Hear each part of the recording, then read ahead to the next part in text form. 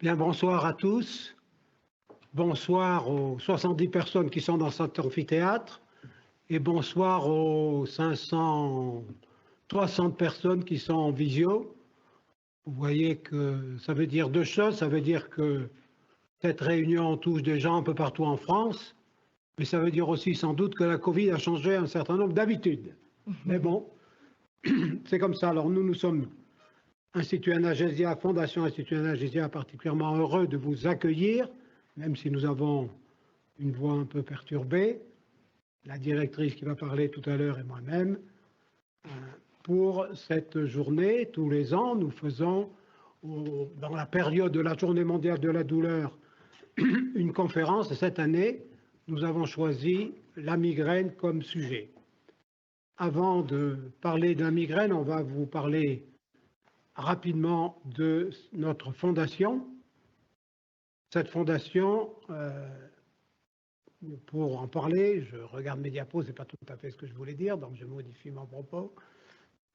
Je dirai quelques mots et ensuite Alice Corteval, notre directrice de la fondation, viendra parler des projets en cours. Et ensuite, pour parler de la migraine, on a fait appel à des spécialistes. Le professeur Xavier Moisset, qui est neurologue au CHU de Clermont-Ferrand, et le docteur Sakale Condé, qui est également neurologue dans le même service. Et nous avons la chance d'avoir aussi le professeur Radouane Dalel, qui est le directeur de l'UMR INSERM Neurodol, et qui dirige l'équipe qui s'intéresse justement aux douleurs de la zone céphalique, et en particulier aux migraines, et qui a bien voulu modérer cette séance. Donc, nous allons vous parler, il y aura bien entendu, décidément je suis un mauvais orateur, des questions-réponses du public. Donc on vous demande à vous dans l'amphi de faire passer vos questions et quelqu'un récupérera vos petits écrits sur un bout de papier. Et puis on demande aussi aux gens qui sont en visio de formuler leurs questions sur le chat. Vous voyez que j'utilise des mots modernes. Et on fera la synthèse et on transmettra ça au modérateur qui, lui, se chargera de poser les questions qui lui paraîtront les plus adéquates. Alors l'Institut Anagésia, je vous l'ai dit, c'est une fondation de recherche sur la douleur en France. Nous avons l'outrecuidance de considérer que c'est la seule fondation sur la recherche sur la douleur en France, et c'est une fondation partenariale. Vous voyez qu'elle est agréée par le ministère de l'Enseignement supérieur et de la Recherche, et c'est une fondation qui a été créée, vous le voyez, avec l'université Clermont-Auvergne, avec un cluster privé-public qu'on avait créé à l'époque qui s'appelle Anagésia Partnership, avec ce qu'on appelait à l'époque l'école de chimie qui est Sigma, aujourd'hui incluse dans l'Institut national polytechnique à Clermont-Ferrand, avec le CHU de Clermont-Ferrand et avec la région Auvergne-Rhône-Alpes. Donc c'est une structure tout à fait indépendante d'intérêt général qui gère en toute transparence les dons qu'elle reçoit de mécènes, du grand public et d'éventuelles subventions. Et l'occasion quand même, cette réunion, de remercier tous ceux qui nous aident à permettre à notre fondation de remplir nos missions. Vous voyez ici les structures qui ont permis de lancer notre fondation. Vous voyez ici d'autres structures qui ont été mécènes pour lancer des projets dont Alice Corteval vous parlera. Voilà. Et bien entendu, nous avons et nous comptons toujours sur le soutien de donateurs. Et si nous espérons le soutien de donateurs, c'est parce que nous voulons essayer de fédérer en France les acteurs de la recherche vis-à-vis en particulier de la douleur chronique qui représente 25 à 30% de la population et qui est souvent ignorée. Pour assurer cette activité, la Fondation réunit les soignants, les patients, les chercheurs pour essayer d'innover contre la douleur. Vous voyez qu'on réunit 21 centres contre la douleur en France, qu'on réunit de nombreuses associations de patients et plusieurs équipes de recherche. Notre ambition, c'est que chacun puisse retrouver, chaque douloureux chronique, puisse retrouver une vie où la douleur n'est pas envahissante pour son quotidien. Et donc, notre principe de fonctionnement, c'est de mettre au centre des choses, au centre de notre première mission, qui est de soulager par l'innovation en soutenant des équipes de recherche. Notre deuxième mission est d'informer et de former le personnel soignant ou les patients. Et notre troisième mission, c'est d'accompagner pour vraiment essayer d'innover pour construire un nouveau parcours de soins pour le patient douloureux chronique. Il faut savoir que le parcours de soins du patient douloureux chronique est aujourd'hui difficile, lent, erratique, et on veut, grâce à la santé connectée, proposer un nouveau parcours de soins. Mais Alice Corteval va vous parler de cet objectif spécifique qui est aujourd'hui l'activité la plus développée de notre fondation.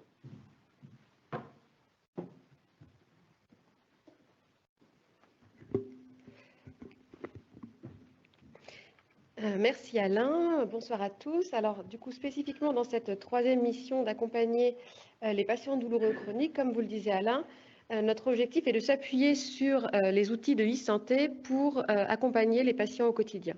Alors on a deux grandes approches au sein de l'Institut Analgesia. Une approche de e-santé qui est vraiment dédiée aux patients qui bénéficient d'un parcours de suivi en centre de la douleur. Et puis plus récemment, on a compris qu'il y avait beaucoup de patients aussi qui n'étaient pas suivis en centre de la douleur, qui avaient un besoin de solutions digitales également. Et donc on a un nouveau programme qui vient d'être lancé. Alors pour commencer sur le premier programme qui s'appelle IDOL, cette application, cet outil, c'est un outil 3 en 1.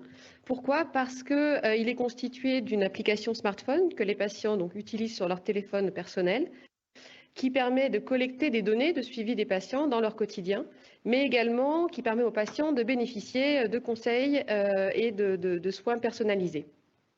C'est aussi constitué d'un outil web qui est une plateforme de suivi qui est utilisée par les soignants, donc les soignants qui suivent les patients dans le cadre de ce parcours de centre de la douleur, et qui permet de collecter les données cliniques, c'est-à-dire les données de soins remplies par les médecins de la douleur et les autres soignants également, et également les données de suivi thérapeutique, c'est-à-dire les médicaments qui sont prescrits, et les thérapeutiques non médicamenteuses, comme vous le savez, dans le cas d'un suivi de douleurs chroniques, on associe toujours des médicaments et des thérapies non médicamenteuses.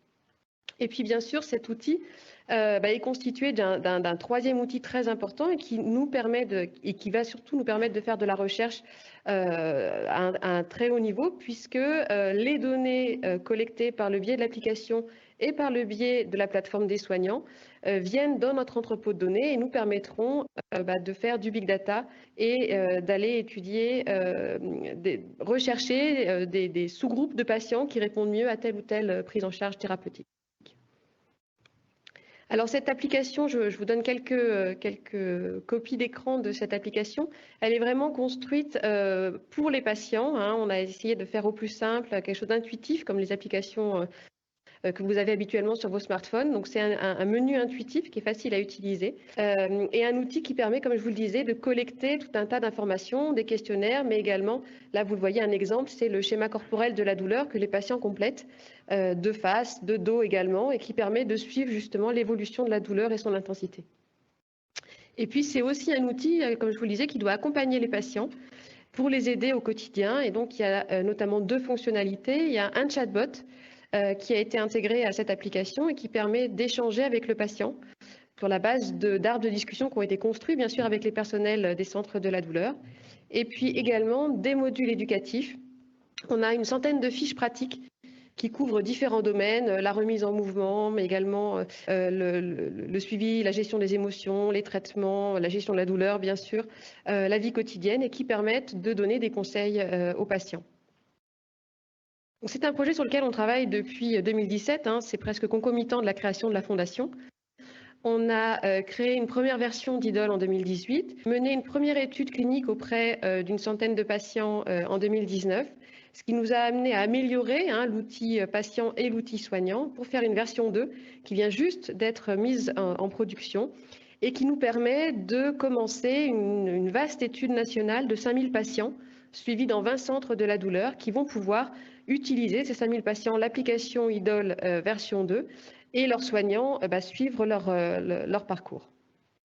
Et cela nous permettra ensuite de finaliser une version 3 encore plus complète qui permettra derrière de faire une étude d'impact. On va comparer est-ce que des patients suivis avec Idol en centre de la douleur, eh bien, est-ce que cet outil Idol leur apporte a une efficacité en lui-même? Et si tel est le cas, eh bien, on espère pouvoir aller chercher un remboursement de cet outil parce que notre objectif est bien que les patients n'aient pas à débourser pour bénéficier d'Idol.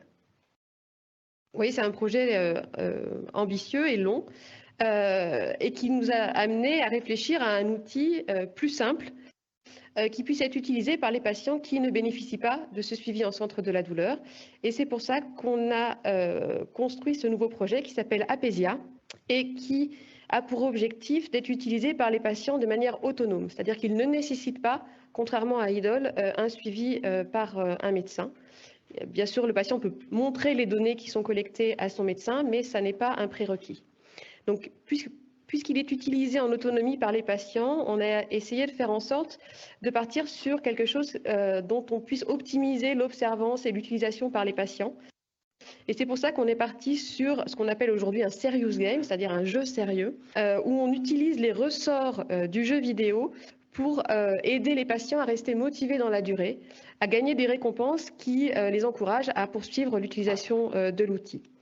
Mais je vous rassure, hein, c'est un outil qui est tout à fait sérieux, puisque l'idée, c'est, au travers de cet outil, d'avoir des défis quotidiens, c'est-à-dire des éléments à réaliser chaque jour. Ça peut être soit des choses autour de la remise en mouvement, mais ça peut aussi être, voilà, par exemple, l'exemple à l'écran, c'est un défi bien-être. Voilà, ça peut être différentes choses.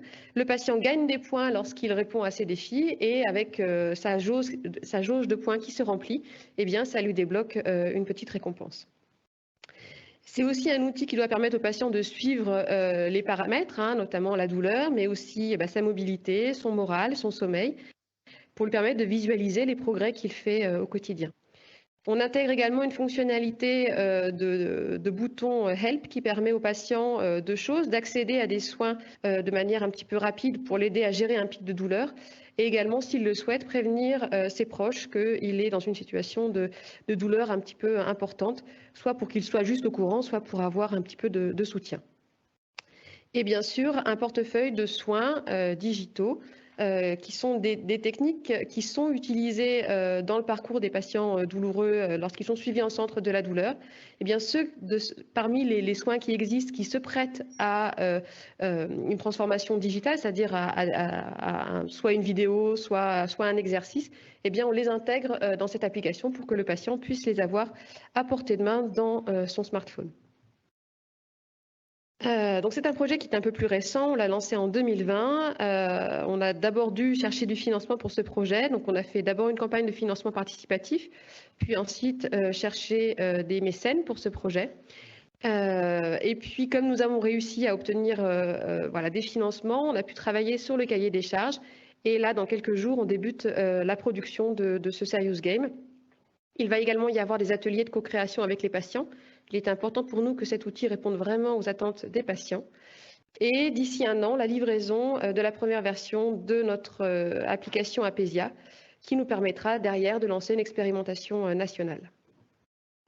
Ce qui est intéressant avec ces deux projets, hein, c'est que finalement, ils vont partager, que ce soit le projet Idol dont je vous ai parlé ou le projet Apésia, ils vont partager un portefeuille de soins digitaux qu'on a essayé de réfléchir avec les médecins des centres de la douleur, mais également les kinés, les psychologues, c'est-à-dire partir sur des choses qui soient médicalement validées, que les patients vont pouvoir s'approprier, puisque je vous ai parlé des ateliers de co-création. L'idée aussi, c'est de proposer aux patients un parcours vraiment personnalisé, c'est-à-dire adapté à son profil de douleur, son niveau de mobilité, le retentissement que peut avoir la douleur dans son quotidien, sur ses émotions, sur son sommeil, sur sa vie sociale.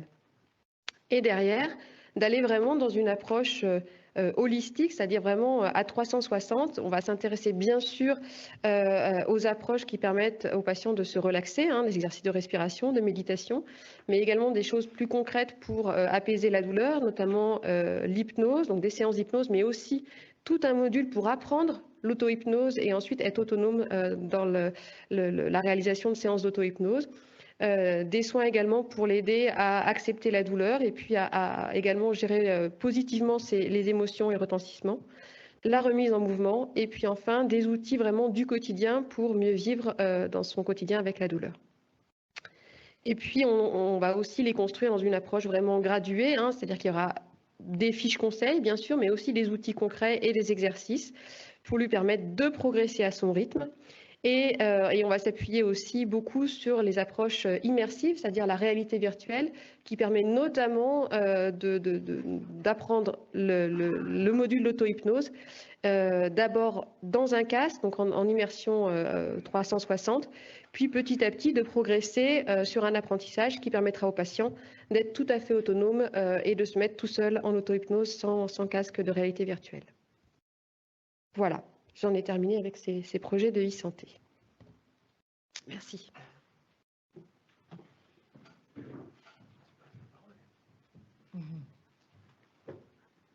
Bon, ben on va directement demander au professeur Xavier Moisset et peut-être au docteur Sakale Kandé, parce que je crois qu'ils veulent faire une présentation dynamique en duo, de venir au pupitre. Merci de nous donner la possibilité de parler de migraine ce soir. Donc, le titre qu'on nous avait donné, c'est « Mieux comprendre la migraine ». Et on avait mis en sous-titre quelques grandes questions. Qu'est-ce qu'une migraine? Comment se manifeste-t-elle? Quels sont les facteurs favorisants et comment limiter le risque de crise? Et quels sont les différents traitements disponibles et à venir? Ça nous semblait important d'essayer de répondre à ces différentes questions parce que la migraine, ce n'est pas toujours bien connu alors que c'est une maladie très fréquente. On va le revoir un petit peu après, mais le terme de migraine n'est pas toujours utilisé correctement en France et beaucoup de gens parlent de migraine dès qu'ils ont mal à la tête. Et on va le revoir, il y a des critères très précis pour parler de migraine. Tous les maux de tête ne sont pas une migraine. Dans la migraine, on a mal, mais ce n'est pas le seul type de maux de tête qui peuvent exister. Le fait que ce soit utilisé parfois à tort, c'est aussi banalisé. Et les gens qui ont une vraie migraine ne sont pas toujours pris au sérieux, parce qu'on leur dit moi aussi ça m'arrive d'avoir mal à la tête, et j'en fais pas tout un plat. On n'a pas besoin de se mettre au lit, de faire tout ça quand on a mal à la tête. Si, dans une migraine, ça peut être nécessaire. Donc le but, ça va être d'avoir quelques éléments pour comprendre ce qu'est la migraine, comprendre comment on la prend en charge. Il n'y a pas que du médicament qui peut aider. Donc, on va essayer de passer ça petit à petit pour que vous ayez ces quelques idées. N'hésitez pas à poser des questions. Vous avez des petits papiers, notamment dans la salle pour le faire, sinon via le chat, pour qu'on puisse répondre aussi directement aux questions que vous pouvez vous poser. Donc, je commence à vous le dire, il y a une définition officielle de la migraine, et je vais passer la parole à ma collègue, Dr Condé, pour commencer à vous donner les éléments qui vont permettre de faire ce diagnostic de migraine. Avant de savoir comment traiter, il faut être sûr de ce qu'on va traiter. Je laisse la parole. Alors, la migraine, qu'est-ce que c'est? Donc, comme on vous a dit tout à l'heure, le mal de tête, quelque chose de très fréquent, mais la migraine, c'est une définition très spécifique. Ça fait partie des différents types de maux de tête qui existent. Et il y a plus de 100 types de maux de tête qui existent. Et la migraine fait partie d'un de ces 100 types de maux de tête. Pour parler de migraine, il faut pouvoir individualiser 5 crises chez un patient. Et la migraine, c'est une maladie neurologique qui se caractérise par la répétition de crises de maux de tête. Ces maux de tête peuvent durer entre 4 et 72 heures. Et il faut au moins 2 des caractéristiques suivantes. Unilatérale, le plus souvent, c'est-à-dire que le mal de tête est prédominant sur un côté de la tête. Ça peut être devant, derrière, sur le vertex, sur le haut du crâne. Ça peut être des 2 côtés, mais il y a souvent un côté préférentiel. La tonalité du mal de tête, on dit qu'il est pulsatile. Pulsatile, c'est-à-dire comme les battements cardiaques. Le patient a l'impression qu'il a les battements du cœur dans sa tête. L'intensité de la douleur est modérée à sévère, donc ce n'est pas un mal de tête léger. Et souvent, on dit que la migraine aussi est aggravée par les efforts physiques, même les efforts physiques de routine, comme monter, descendre les escaliers, porter les courses, peuvent aggraver le mal de tête.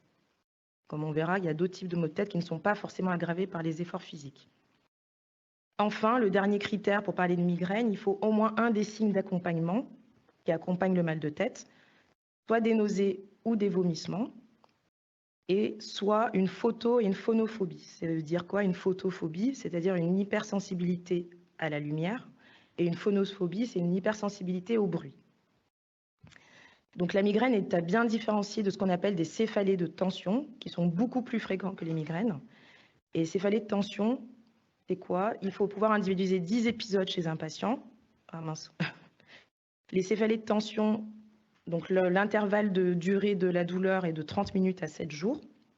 Donc ça peut être très bref comme très long. La crise peut durer très longtemps. Il faut au moins 2 des caractéristiques suivantes. La douleur soit bilatérale. Donc ce n'est pas comme la migraine où les patients ont mal que d'un seul côté. Là, la douleur est diffuse. Elle n'est pas pulsatile. Elle a un type de pression ou de serrement dans un étau. L'intensité douloureuse est jugée comme légère à modérée.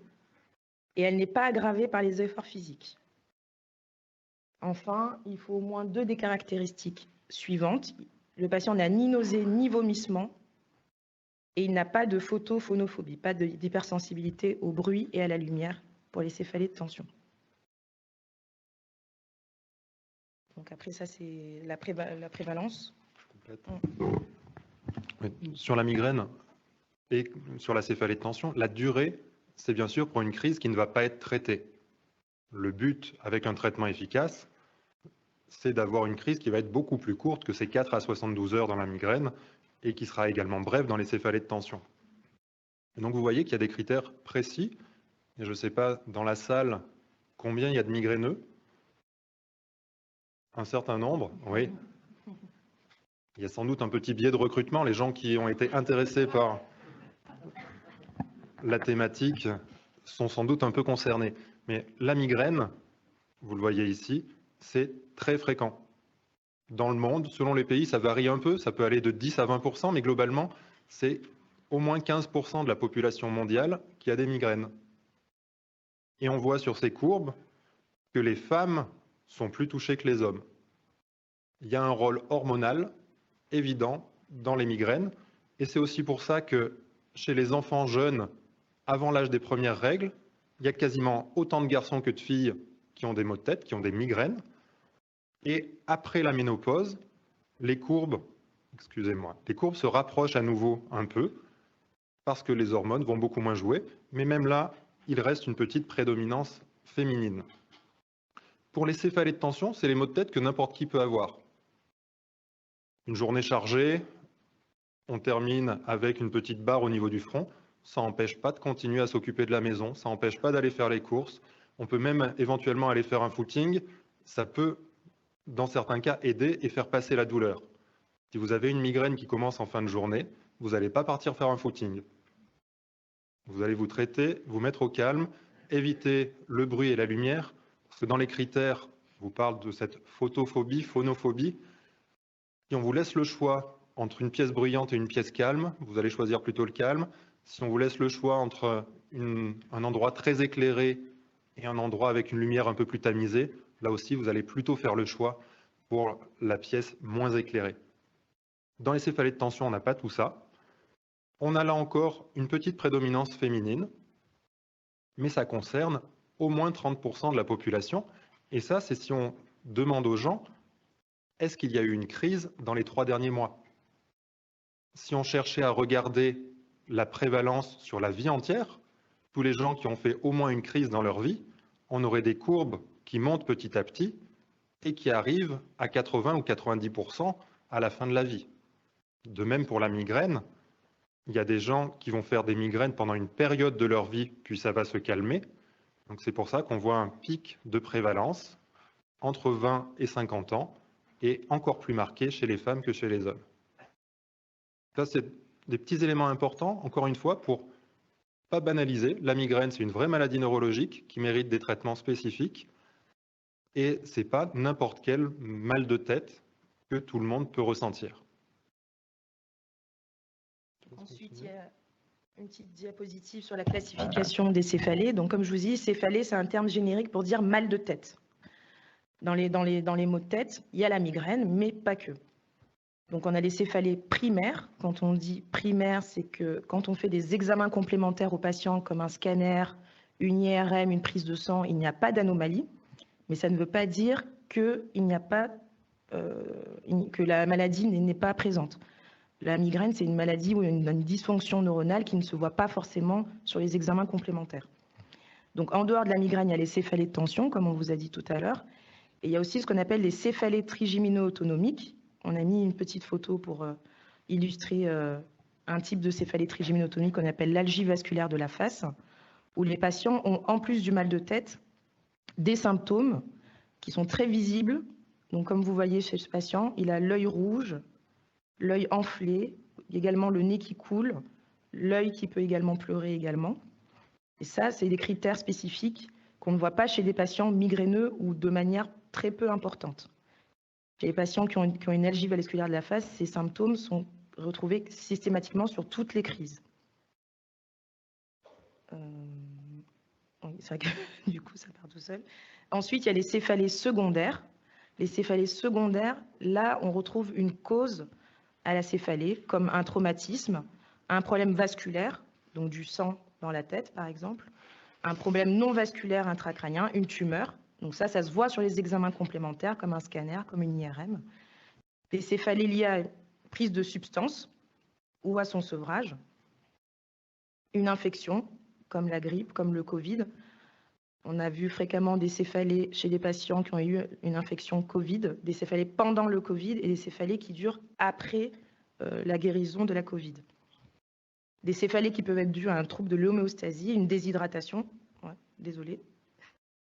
un trouble au niveau de l'extrémité céphalique, les yeux, le cou, la gorge, le nez, les sinus, les dents. Ça peut donner des céphalées. Ou un problème psychiatrique. Et ensuite, le dernier type de céphalée, le grand groupe, ça s'appelle les névralgies. Ils ne ressemblent pas du tout aux migraines ou aux céphalées de tension. Les névralgies, c'est une douleur qui ressemble comme une décharge électrique. Ce n'est pas les douleurs pulsatiles, ni les douleurs, comme on vous a dit, à type de serrement de compression, qui sont très brèves, qui durent quelques secondes et qui se manifestent aussi par des crises répétées. Mais ce n'est pas du tout le même type de douleur. Il y a des critères également spécifiques pour poser le diagnostic de névralgie. Et je terminerai par la case autre, parce que même si cette classification est extrêmement détaillée, il y a plus d'une centaine de types de céphalées qui sont répertoriés, il peut y avoir quelques maux de tête qu'on a du mal à classer et qui peuvent être dans cette autre catégorie. C'est rare, mais il y a quand même de temps en temps des choses un peu compliquées à classer. Donc vraiment, il faut quand même interroger correctement le patient, être sûr qu'il n'y ait rien d'autre, mais dans la très très grande majorité des cas, on ne fait aucun examen complémentaire pour faire un diagnostic de migraine. Interroger le patient, voir qu'il y a bien les critères typiques de la crise, ça évolue par crise et en dehors des crises, tout va bien, ça suffit pour poser le diagnostic et on pourra parler ensuite du traitement. Mais pour parler du traitement, il faut savoir aussi comment évolue une crise de migraine. Je peux la présenter ? La crise de migraine, pour l'instant, on a parlé du diagnostic qui se fait sur la partie où il y a les douleurs. Donc des douleurs, des nausées, des vomissements, les troubles sensoriels, l'hypersensibilité au bruit, à la lumière. Il peut y avoir une hypersensibilité aux odeurs. Chez certains migraineux, une odeur de cuisine, une odeur de parfum pendant la crise, ça devient insupportable. Il peut y avoir une hypersensibilité au niveau de la peau. Le simple contact de la peau devient pénible. Il y a un certain nombre de migraineux ou de migraineuses qui vont détacher les cheveux, qui vont enlever des boucles d'oreilles un peu lourdes parce que ça devient désagréable, qui vont plus supporter leurs lentilles parce que le simple frottement de la lentille sur l'œil devient plus très supportable. Donc cette sensibilité, elle peut se voir au niveau de la tête, elle peut même se voir au niveau de tout le corps. Et il y a la plupart des migraineux qui aiment bien enlever les vêtements serrés, enlever toutes les contraintes pendant la crise pour éviter tout ce qui va en rajouter à leur douleur. On l'a dit, les activités physiques vont avoir tendance à augmenter la douleur. Il y a un vrai handicap qui n'est pas toujours reconnu suffisamment, mais ça fait partie des maladies qui génèrent le plus de jours d'arrêt de travail et le plus de handicap en France et dans le monde. Donc, la migraine est une maladie qui mérite d'être reconnue comme telle. Donc ça, c'était pour avoir les critères pour reconnaître la migraine. Mais il y a des choses qui peuvent commencer avant la douleur. Et si vous êtes migraineux, vous le savez peut-être, il y a des choses qui annoncent que la migraine va arriver. Dans les choses très classiques, il peut y avoir des envies de manger quelque chose. Et certains, après, associent leur migraine à la prise de certains aliments, et c'est peut-être le contraire. C'est les premiers signes de dysfonctionnement au niveau cérébral qui donnent cette envie de manger. Il y a des gens qui vont manger leur tablette de chocolat, qui ont une envie irrépressible d'aller vers le chocolat, et qui vont déclencher leur crise. Et ils se disent, c'est parce que j'ai mangé trop de chocolat. Mais pas forcément. Les bâillements sont aussi très classiques avant la crise de migraine. Tous ces signes, je vous dis, avant la crise, c'est dans les 24 heures avant. Mais on peut avoir ce dysfonctionnement qui s'initie avant la douleur. Et il y a des études en neuroimagerie, en IRM fonctionnel, qui ont permis de très bien le montrer. C'est un peu compliqué pour le faire, mais c'est des patients qui passaient une IRM fonctionnelle tous les jours, pendant 30 jours de suite, pour être sûr d'avoir à un moment ce qui allait se passer avant la crise. On ne peut pas prévoir la crise, mais en faisant ce genre d'IRM très répété, ça a permis de montrer qu'il y a des choses qui commencent avant la crise et on est à peu près sur 24 heures avant le début de la douleur. Il peut y avoir une rétention hydrique. Il y a des gens qui ont des œdèmes avant la crise. Il peut y avoir déjà une hypersensibilité sensorielle, donc déjà une petite gêne pour le bruit, pour la lumière, dans ces prodromes, donc dans ces signes qui précèdent la douleur. De façon plus rapprochée de la crise, il peut y avoir ce qu'on appelle une aura. Une aura, ce sont des signes neurologiques, transitoires, réversibles, qui annoncent qu'il y a déjà un embrasement neuronal. Ça commence souvent dans les aires à l'arrière de la tête, dans les aires visuelles, et donc le type d'aura le plus fréquent, c'est une aura visuelle. On vous montrera juste après quelques illustrations, parce que si vous tapez aura visuelle ou migraine et aura dans Google, vous allez voir qu'il y a plein de patients artistes qui ont essayé de représenter ce qu'ils ressentent. Donc ça permet de très bien l'illustrer. On appelle souvent la migraine ophtalmique. Je pense que ce terme, il y en a beaucoup qui l'ont déjà entendu.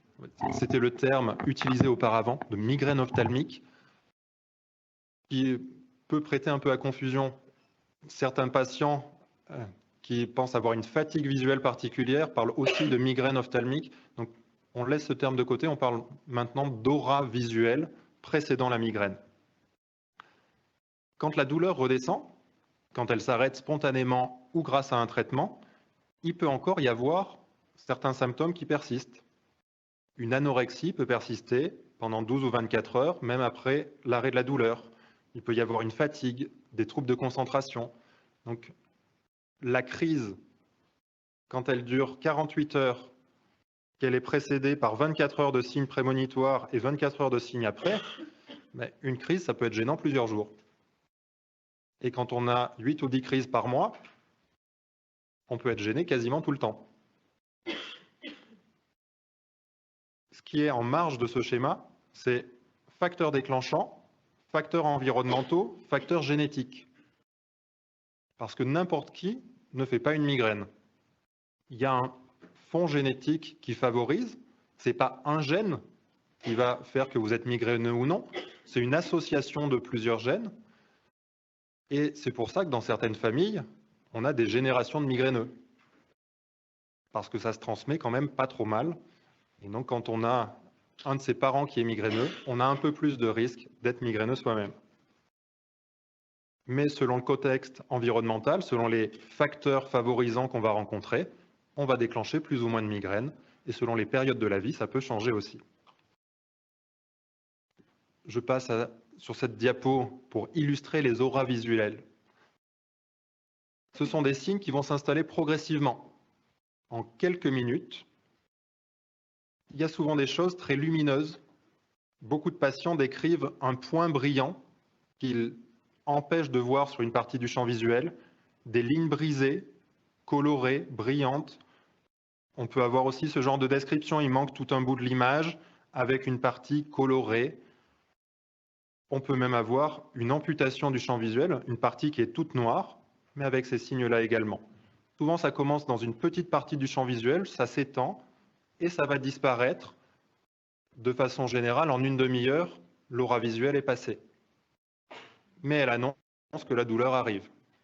Le seul avantage de cette aura visuelle, c'est qu'on sait que la douleur va arriver, on va pouvoir traiter extrêmement tôt. Et certains patients, quand ils ont leur aura, savent que ça ne va pas être une crise trop compliquée à gérer, puisqu'ils ont pris les traitements avant même que la douleur débute. Ce n'est pas systématique, mais ça peut être le côté utile de l'aura. Ensuite, on va parler des facteurs favorisant le déclenchement des crises de migraine. Est-ce que vous avez une idée quels peuvent être les facteurs qui favorisent le déclenchement d'une crise de migraine? Donc, comme on a dit tout à l'heure, le cerveau d'un migraineux est plus sensible justement à ces facteurs favorisants. Et quand ils s'additionnent, ça favorise le déclenchement de la crise de migraine, qui ne se déclencherait pas forcément chez un cerveau d'un patient non migraineux. Est-ce que vous avez une petite idée des facteurs? Est-ce que oui? Oui, effectivement. On en a parlé tout à l'heure. Oui, disait le changement hormonal, les règles. Effectivement, on en a parlé tout à l'heure. Oui, le stress, oui, tout à fait. Oui, aussi, effectivement. Oui, le vent, le changement de temps, effectivement. Tout ça, c'est des facteurs qui peuvent favoriser le déclenchement de la crise de migraine. Donc, on parle de facteurs génériques. Donc, on a parlé du stress. Ça peut être le stress comme la période de relâchement après le stress. Souvent, les gens disent ils ont la migraine le week-end. La semaine, tout se passe bien, ils arrivent à travailler sans problème. Et le week-end, la période de relâchement, la crise de migraine se déclenche. Donc, la fatigue, on en a parlé tout à l'heure, les changements de rythme, effectivement. Et après, il y a des facteurs individuels propres à chaque patient migraineux. Donc, il faut se connaître pour pouvoir éviter au maximum ces facteurs favorisant le déclenchement de la crise de migraine chez soi. Après, on ne peut pas tout éviter, évidemment, mais effectivement, ça peut être le verre de vin, le chocolat, on en a parlé tout à l'heure, ça peut être le facteur déclenchant comme un signe annonciateur. Un repas trop gras, un repas trop sucré, un repas trop lourd. Tout ça, ça peut favoriser le déclenchement des crises de migraine. Et ce qui est bien, c'est de tenir un agenda, justement, donc un agenda où on note ces crises, on note les traitements qu'on a pris, mais également les facteurs qu'on a identifiés qui sont survenus avant le déclenchement de la crise de migraine et voir si ça se répète ou pas. Je ne sais pas s'il y a quelque chose à ajouter sur cette partie, sur les facteurs favorisants. Les facteurs sont tellement individuels, il ne faut pas aller sur un forum pour migraineux, prendre toutes les idées qui sont listées et tous appliquer. Là, vous terminez avec un régime sans gluten, sans lactose. Vous allez avoir beaucoup de contraintes. Si c'est un facteur favorisant chez une personne donnée, ça peut valoir le coup d'éliminer certains aliments, mais vous imposez pas des contraintes inutiles. Donc, un migraineux a le droit de manger de tout, un migraineux a le droit de vivre, mais il faut avoir un rythme le plus régulier possible sur les périodes où il y a beaucoup de crises pour essayer d'en éviter quelques-unes. Avoir un rythme de sommeil à peu près régulier avec un nombre d'heures suffisant, c'est très important. Ce n'est pas toujours ce qui est le plus facile à faire. Mais recaler un bon rythme de sommeil, ça fait partie des choses dont on va continuer à parler. Je ne vais pas divulguer tout ce qu'elle va vous dire. Donc, les facteurs favorisants, on vient d'en parler. Ensuite, comment limiter le risque de crise? Donc, effectivement, la pathologie migraineuse peut être très invalidante sur la répétition du nombre de crises. Donc, ce qu'il faudrait, c'est faire en sorte qu'il y ait le moins de crises possible. Et comment faire en sorte qu'il y ait le moins de risques possible? C'est justement pouvoir identifier ces facteurs déclenchants et pouvoir les prendre en charge. Donc, il y a l'exercice physique qui permet la relaxation, la détente. Donc voilà, l'exercice physique, ça peut être 30 minutes de marche, aller promener le chien. Ce n'est pas forcément un exercice physique intense. Ça permet le relâchement musculaire. Là, donc des exercices de relaxation propres, comme l'hypnose, comme la méditation, comme la sophrologie, comme l'acupuncture. On va en parler aussi tout à l'heure. Et donc avoir des rythmes réguliers, des rythmes d'alimentation, de repas, des rythmes de sommeil réguliers, et bien s'hydrater. Effectivement, la déshydratation peut être un facteur favorisant le déclenchement de certaines crises de migraine. Donc voilà comment on peut faire déjà au niveau non médicamenteux pour limiter le risque de crise. Et après, se connaître et bien identifier ces facteurs favorisants propres pour pouvoir les éviter au maximum Est-ce que vous avez une idée de l'exercice physique qui sera le meilleur pour réduire les crises? Quel type d'activité physique proposer? J'entends la marche, le yoga, méditation. Alors, on est entre relaxation et activité physique. Mais il n'y a pas une bonne réponse. L'activité physique qu'il faut faire, c'est celle qui vous plaît.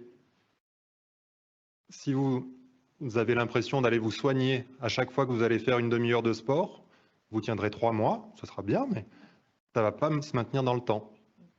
Si vous trouvez l'activité qui vous plaît, l'activité qui vous permet de relâcher et d'arrêter de penser aux autres soucis de la semaine, c'est la bonne activité physique.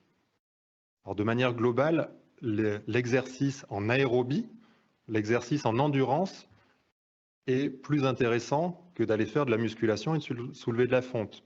Mais n'importe quelle activité un peu prolongée est intéressante, surtout si elle vous plaît. Donc, trouvez le club qui va bien, le groupe d'amis qui va bien, et faites du sport de façon régulière, prolongée, parce que vous avez envie d'en faire. C'est ce qui sera le plus efficace. Ensuite, on va parler des traitements de crise. Donc, les traitements de crise, c'est pour traiter la crise quand elle se déclenche. Et le secret, c'est qu'il faut prendre le traitement dès le début de la crise. Plus vous prenez le traitement tôt, plus il sera efficace. Plus vous attendez pour prendre le traitement, moins il sera efficace. Ce qui va se passer, c'est qu'il va y avoir une libération de substances inflammatoires pendant la migraine. Et le traitement permet de bloquer la libération de ces substances. Si on attend trop pour le prendre, les substances sont déjà libérées et le traitement est moins efficace. Traitement de crise, qu'est-ce qui est disponible à ce jour? Donc, il y a le paracétamol qu'on peut utiliser, mais qui est souvent pas très efficace. Ça peut marcher pour les crises très légères si on le prend très rapidement. Ensuite, il y a les anti-inflammatoires, comme l'ibuprofène, le kétoprofène, l'Advil, le Kétome. L'aspirine aussi fait partie des anti-inflammatoires. Et une autre classe de médicaments qui s'appelle les triptans, qui sont développés spécifiquement pour la migraine. Puisque le paracétamol et les anti-inflammatoires, je pense que tout le monde en a déjà pris pour des douleurs autres que des maux de tête ou des migraines. Les triptans, c'est spécifique à la migraine, ce n'est pas un traitement qu'on prend pour d'autres douleurs. Il y a plusieurs types de triptans différents, plusieurs manières de prendre les triptans. Ça peut être des comprimés, ça peut être une pulvérisation nasale. Les anti-inflammatoires aussi, il y a plusieurs manières de les prendre en fonction des symptômes qui surviennent pendant la crise. Effectivement, les patients qui ont beaucoup de vomissements ne peuvent pas forcément prendre les comprimés, ou s'ils les prennent, ils vont les vomir directement et ce ne sera pas efficace. Souvent, à ces traitements de crise, on ajoute des antiémétiques, c'est-à-dire des antinauséeux, pour traiter les symptômes type nausée, vomissement, mais également, ça permet de potentialiser l'effet des traitements que je vous ai cités précédemment. Donc, le fait de joindre l'antinauséeux à ces médicaments-là permet de potentialiser l'effet de ces traitements. Je rajoute que ces médicaments anti-vomissement, ils vont permettre de vidanger beaucoup plus rapidement l'estomac, de tout faire passer dans l'intestin et donc dans le sang. Si vous prenez un traitement de la migraine alors que vous avez des nausées, il y a de grandes chances pour qu'il stagne pendant 2 ou 3 heures dans l'estomac s'il ne ressort pas. Et tant qu'il est dans votre estomac, il ne risque pas de vous soulager.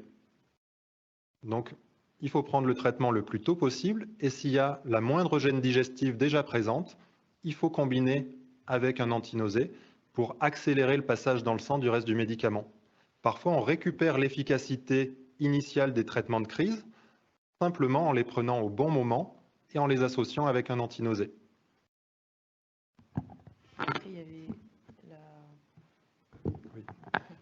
Là, on n'a parlé que de médicaments pour le traitement de crise. Ça va surtout reposer sur des médicaments. On a parlé des facteurs favorisants qu'on va chercher à éviter. Même en faisant le mieux possible, il y a quelques crises qui vont se déclencher, quoi qu'il arrive, parce que vous êtes migraineux. Une fois qu'elles se déclenchent, donc on traite le plus tôt possible. Médicaments, dans la plupart des cas. Il y a un traitement qui arrive sur le marché, qui est autorisé aux États-Unis, qu'on n'a pas encore en Europe. C'est compliqué même pour le commander via Internet. Il faut une adresse aux États-Unis encore. Mais c'est de la stimulation électrique sur le bras. En stimulant de façon un peu intense sur le bras, on active des contrôles de la douleur qui permettent de bloquer une autre douleur ailleurs sur le corps et de stopper la crise. L'efficacité de ce traitement est très intéressante. C'est possible de l'utiliser même chez des femmes enceintes, même chez des enfants, donc chez des gens chez qui on n'a pas envie d'utiliser trop de médicaments. C'est aussi extrêmement intéressant chez des gens qui ont une mauvaise tolérance des médicaments ou une mauvaise efficacité. Parce que là, on vous a listé tous ces médicaments. Les anti-inflammatoires, ce n'est pas toujours très bien supporté au niveau de l'estomac. Les triptans, pas de souci pour l'estomac, mais certains patients sont un peu endormis après la prise de leur triptan. Donc s'ils sont soulagés, mais qu'ils sont complètement stone pour le reste de la journée, au niveau efficacité pour profiter de la journée, c'est un peu compliqué. Donc ce genre de traitement a cet avantage-là. Quand ça sera enfin disponible en France, je pense que ça vaudra le coup de l'essayer pour certains patients. Donc les traitements de crise que tout patient migraineux doit avoir sur lui tout le temps pour pouvoir le prendre dès le début de la crise. Ensuite, il y a les traitements de fond. Donc les traitements de fond, c'est quoi? C'est un médicament qu'il faut prendre de manière régulière. Et donc ça, ce ne sera pas pour tous les patients migraineux. Ce sera pour les patients migraineux qui ont des crises très fréquentes, très invalidantes. L'objectif du traitement de fond, c'est de diminuer la fréquence des crises, de diminuer l'intensité des douleurs lors des crises et de diminuer la durée des crises. Et donc il y a plusieurs types de traitements de fond disponibles à ce jour. Donc on vous les a listés là sur la diapositive. Ce ne sont pas à la base, il y a certains médicaments, les médicaments qui sont dans les premiers, les deux derniers on en parlera après, mais les premiers médicaments n'ont pas été développés spécifiquement dans la migraine. C'est des médicaments qui sont utilisés pour d'autres pathologies. Il y a des études qui ont montré que c'était très efficace en traitement de fond de la migraine pour diminuer la fréquence des crises. Donc il y a le propanolol, qui est un antihypertenseur. Je crois que tu voulais dire un petit mot sur le propanolol du coup. Pour ces médicaments, les bêta-bloquants, ce sont des médicaments qui sont utilisés depuis longtemps dans la migraine. On savait en pratique que ça marchait et ça ne marche pas via le fait qu'on baisse la tension artérielle. Et c'est même parfois un facteur limitant. Parmi les migraineux, il y a beaucoup de femmes jeunes qui ont une tension au départ à 10. Si on leur fait chuter la tension à 8, qu'elles ont des vertiges à chaque fois qu'elles se lèvent, elles ne gagnent pas beaucoup en confort. Et donc, quand on peut les utiliser, ce n'est pas cette baisse de tension qui nous intéresse, c'est une action directe sur le cerveau, sur des zones qui contiennent de la noradrénaline. Et ça a été montré il y a peu de temps dans le laboratoire du professeur Dallel. Donc, c'est des données clermontoises qui ont permis de comprendre un peu mieux comment ça marche. Donc, en dehors des bêta-bloquants, il y a ce qu'on appelle l'amitriptyline ou encore l'aroxyle, qui est un antidépresseur qu'on utilise beaucoup en neurologie dans les douleurs chroniques. C'est un médicament, donc on n'utilise pas les mêmes doses que les psychiatres dans la dépression. On utilise des doses beaucoup moins importantes et c'est un médicament qui marche très bien dans les douleurs chroniques et notamment dans la migraine pour diminuer la fréquence des crises quand elle est très invalidante. Le topiramate, c'est un antiépileptique qui marche très bien aussi, qui a montré son efficacité sur la réduction de la fréquence des crises de migraine. Il y a le valproate, pareil, c'est un antiépileptique. Donc tous ces médicaments ne sont pas prescrits chez tous les patients migraineux. C'est en fonction de l'intensité des douleurs, de la fréquence des crises et du retentissement sur la vie quotidienne du patient. Et donc ces traitements ont potentiellement des effets indésirables et on va vraiment choisir le traitement en fonction du patient. C'est une prise en charge personnalisée.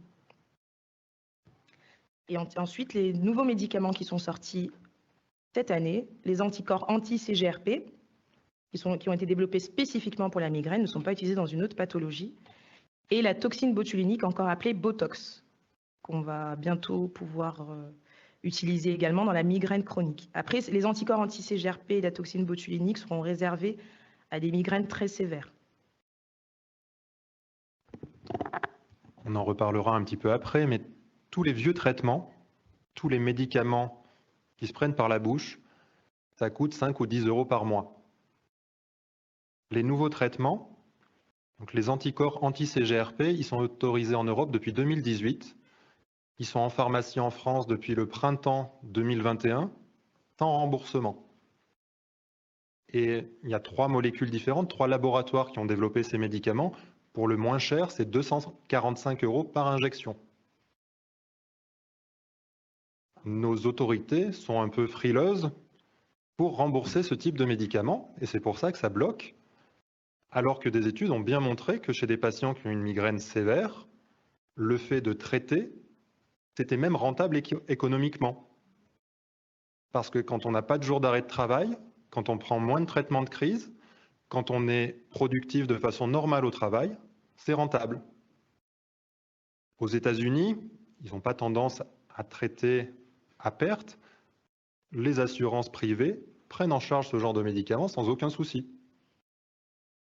On espère que les choses vont finir par avancer en France, mais pour l'instant, on est dans une impasse. Il y a de nombreux patients qui mériteraient de bénéficier de ces nouveaux traitements et qui n'y ont pas accès à cause de leurs tarifs. Les traitements qu'on a notés ici, ce sont les traitements qui ont montré le meilleur niveau d'efficacité dans la migraine. Il y en a encore d'autres. Mais pour ces traitements, chaque fois qu'on va les utiliser, c'est 30 à 40% des patients qui vont être soulagés. Donc pour la majorité des patients, on n'est pas sûr d'avoir une bonne efficacité de ces traitements. Avec les nouveaux traitements, les anticorps, donc une piqûre par mois, ou le Botox, c'est 7 patients sur 10 qui sont soulagés. Même chez des patients qui étaient très réfractaires, qui avaient résisté à plusieurs traitements de fond. Pour les anticorps, je vous l'ai dit, oui, c'est une injection par mois qui se fait sous la peau avec un stylo injecteur. Pour le Botox, vous avez peut-être déjà entendu ce nom-là, on pense plutôt à de l'esthétique pour enlever les rides au niveau du front. Le but dans la migraine, ce n'est pas tout à fait celui-là.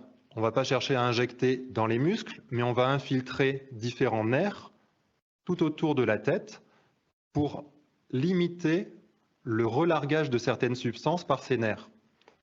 Quand on traite les rides, on évite que le nerf demande aux muscles de se contracter. Là, on cible d'autres nerfs pour éviter que le nerf libère les substances inflammatoires de la migraine. Donc c'est le même produit, mais ce n'est pas les mêmes points d'injection. Ça ne corrigera pas les rides, mais ça peut avoir un effet très net sur les crises de migraine. Donc, les autres traitements de fond disponibles, notamment les compléments alimentaires, peut-être que certains d'entre vous en ont déjà pris, donc qui ne sont pas remboursés non plus, hein, c'est à la charge du patient, le coenzyme Q10, la riboflavine, la mélatonine. On nous a parlé aussi de la camomille. Je ne sais pas s'il y en a certains qui l'ont déjà utilisé, pas encore.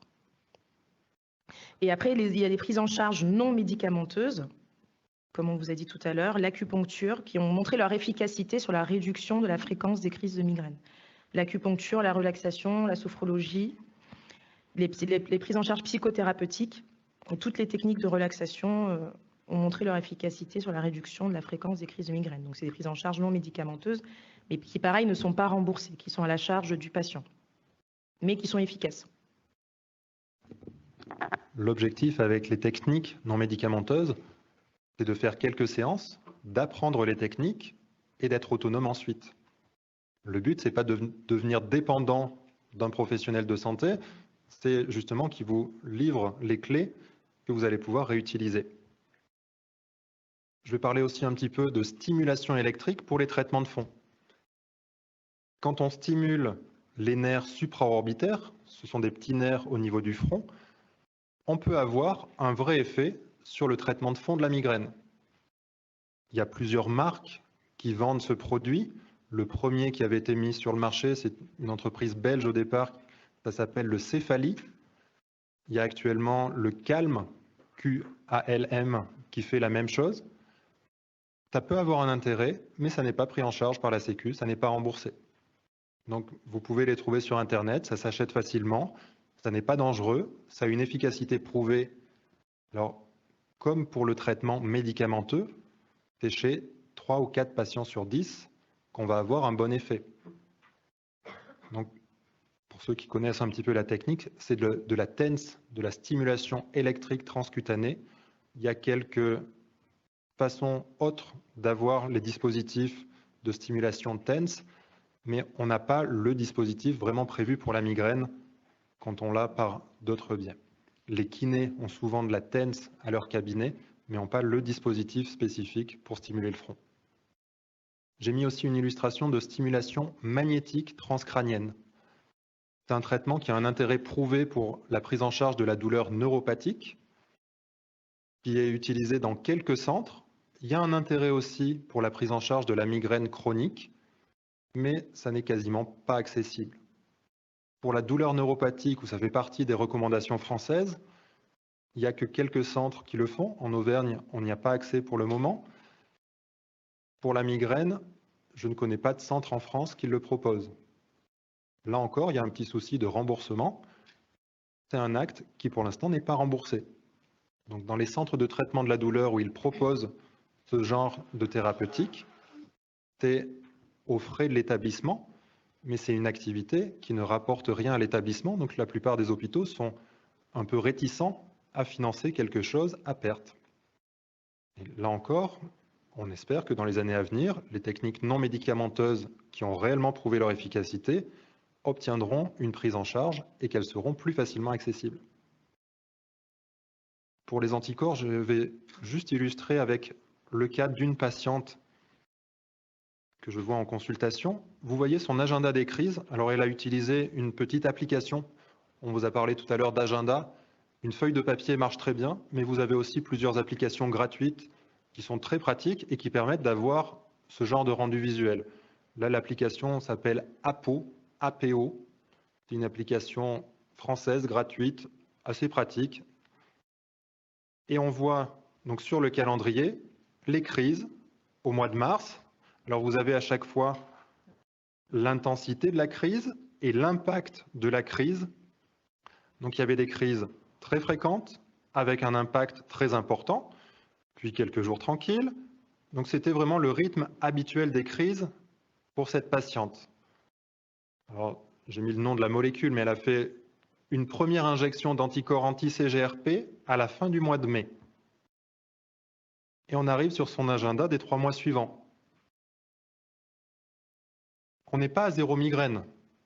Il continue à y en avoir, mais elles sont plus courtes, plus faciles à traiter, avec un impact bien moins important. Alors, on est sur une illustration très favorable. Certains patients ont essayé ces anticorps sans avoir une réponse aussi importante, mais ça n'est pas rare chez les patients qui utilisent ces traitements d'avoir de très bonnes réponses. Il y a une pétition en ligne depuis quelques mois. Je vous incite à aller la signer, à inciter vos proches également à la signer, n'hésitez pas. Le but, c'est de rembourser ces traitements pour ceux qui le justifient vraiment. On ne va pas proposer les injections d'anticorps à tous les patients qui ont 2 migraines par mois et qui vont être embêtés 2 fois 1 heure dans le mois parce qu'ils arrivent à les casser rapidement. Ces traitements, ils ont une autorisation de mise sur le marché en France pour des patients qui ont des migraines réfractaires, ça veut dire qu'ils ont essayé au moins 2 traitements de fond sans efficacité, et des migraines sévères parce qu'elles surviennent plus de 8 jours par mois. Mais chez ces patients avec une migraine sévère et réfractaire, il y a vraiment un intérêt à pouvoir accéder aux nouveaux traitements qui ont prouvé leur efficacité, qui sont plutôt très bien tolérés. On parlait des anciens traitements en comprimés. Ils peuvent être bien tolérés, mais ils ont des effets indésirables que l'on connaît, qui peuvent limiter. Je parlais tout à l'heure des chutes de tension avec les bêta-bloquants. Les antiépileptiques ont aussi leurs petits effets indésirables. Ils sont contre-indiqués s'il y a un projet de grossesse. Et chez des femmes jeunes, ça peut faire partie des choses qui sont dans les projets. Donc, ces nouveaux traitements ont leur place et ça serait bien qu'on puisse y accéder le plus tôt étant le mieux. Pour l'instant, en Auvergne, je pense qu'il y a une vingtaine de patients qui ont bénéficié d'anticorps anti-CGRP. Parce que quand on commence à parler du prix en consultation, souvent on arrête la discussion et on revient à des traitements plus classiques. Et c'est dommage, on n'a pas cette habitude en France et je n'aimerais pas qu'on soit obligé de l'avoir dans les années à venir, qu'on ait à discuter des tarifs des traitements pour choisir les traitements. Jusqu'à présent, quelle que soit la pathologie, on peut choisir en fonction du profil du patient, en fonction de l'efficacité des traitements, mais on n'a pas à se poser la question du tarif. Donc, il serait bien que ça soit le cas aussi dans la migraine, qui est une réelle maladie et qui mérite d'être considérée comme ça. Bon, merci pour la présentation, j'ai beaucoup appris. Alors, là, il y a une dizaine de questions. Alors, la première, les migraines apparaissent-elles au réveil alors que je dors bien? Est-ce normal? les migraines peuvent apparaître à n'importe quelle heure du jour ou de la nuit. Et les migraines qui apparaissent pendant la nuit peuvent être particulièrement difficiles à traiter parce que souvent, quand on se réveille, elles ont déjà commencé depuis quelques heures. Et on est déjà à un bon niveau de douleur et ça peut être des migraines un peu plus compliquées à traiter pour lesquelles on va combiner dès le début un anti-inflammatoire, un triptan, un anti-nausée pour arriver à casser ces migraines qui sont installées depuis plusieurs heures. Donc, quand vous allez vous coucher et que vous commencez une migraine, il ne faut surtout pas dire « je vais me coucher, ça va passer ». Il faut prendre le traitement avant de s'endormir.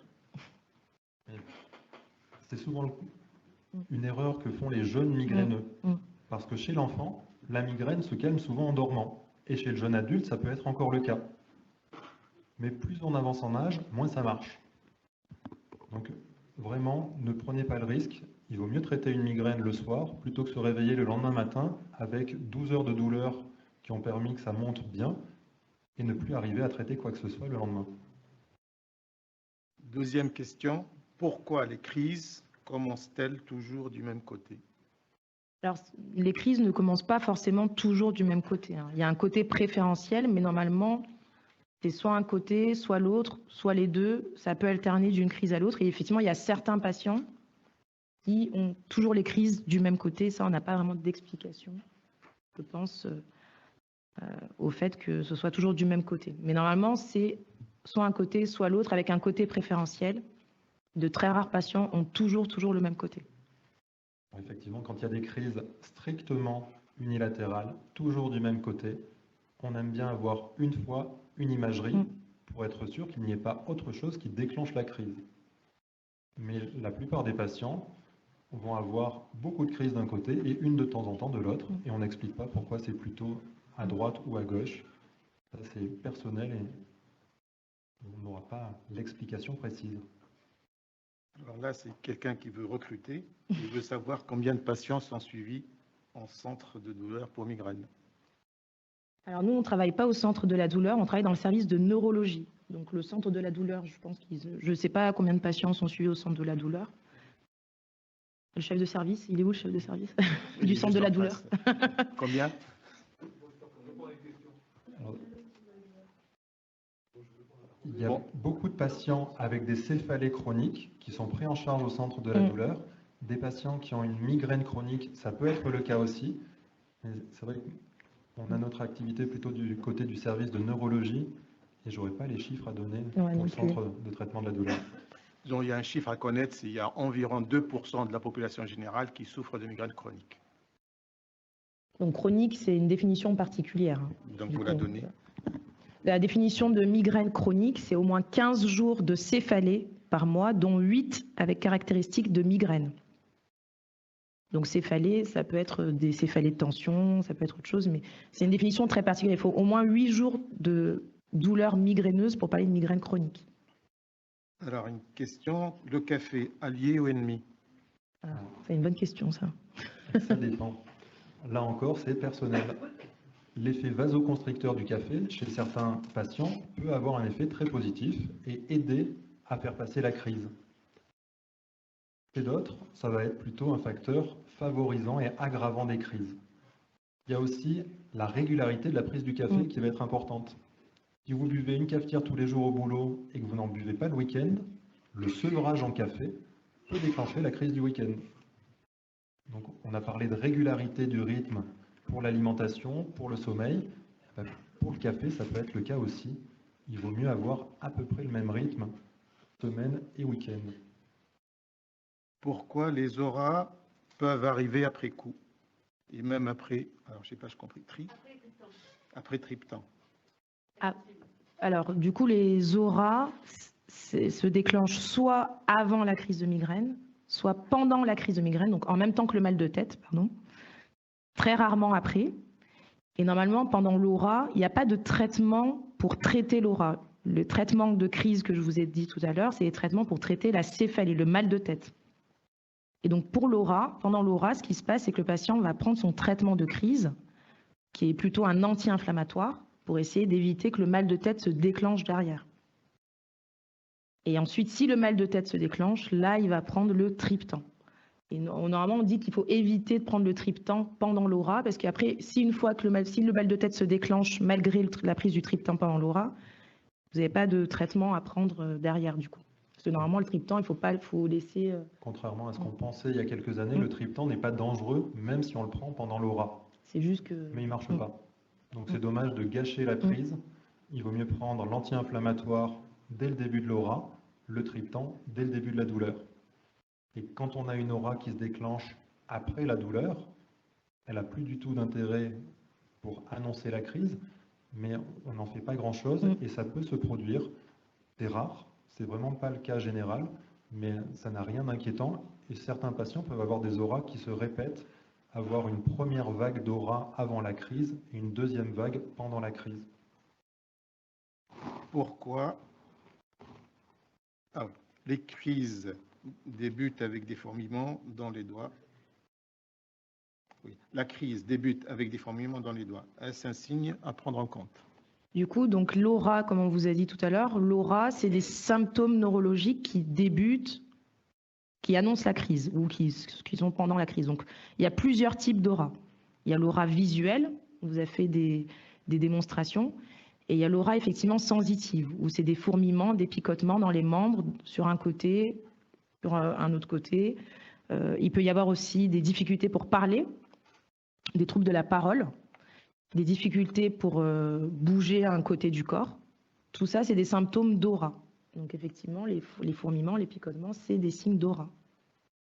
Le plus fréquemment, ça va commencer par la gêne visuelle et les autres signes vont se surajouter.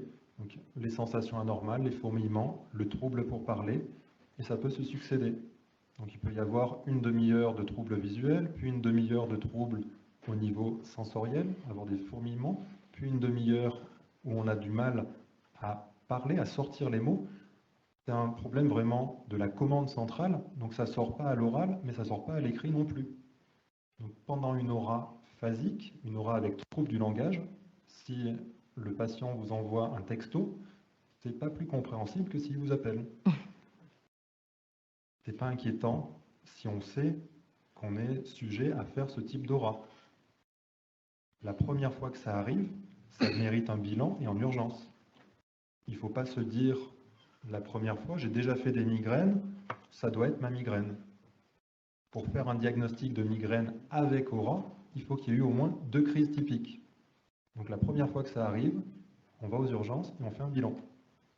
Parce qu'il peut y avoir d'autres causes qui déclenchent un même phénomène au niveau du cerveau et qui ressemblerait à une aura.